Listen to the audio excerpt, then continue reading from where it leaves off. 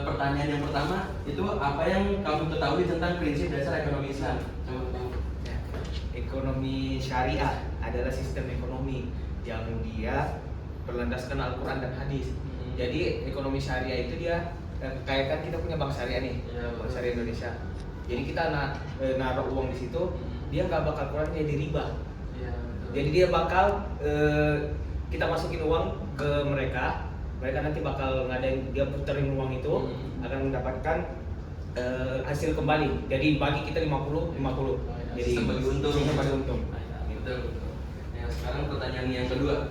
Menurut kamu apa peran nilai keadilan dan kejujuran dalam ekonomi Islam? Coba kamu.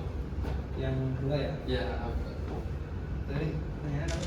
Menurut kamu apa peran nilai keadilan dan kejujuran dalam ekonomi syariah?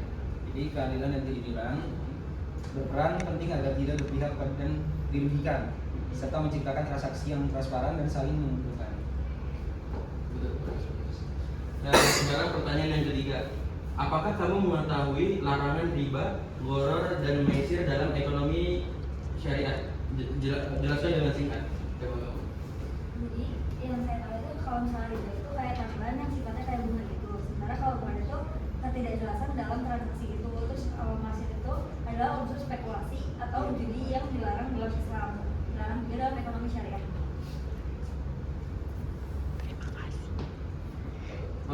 Pertanyaan selanjutnya, bagaimana pandangan kamu terhadap penerapan ekonomi syariah di Indonesia saat ini?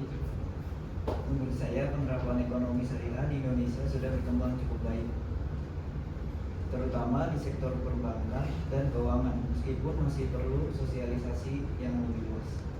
Oke, pertanyaan terakhir, jika dibandingkan dengan sistem ekonomi konvensional, menurut kamu apa kelebihan utama ekonomi syariah?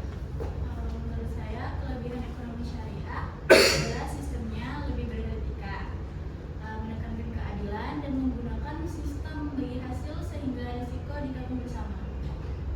Jawabannya betul semua. Alhamdulillah. Oke, sekian dari saya. Terima kasih. Wassalamualaikum warahmatullahi wabarakatuh.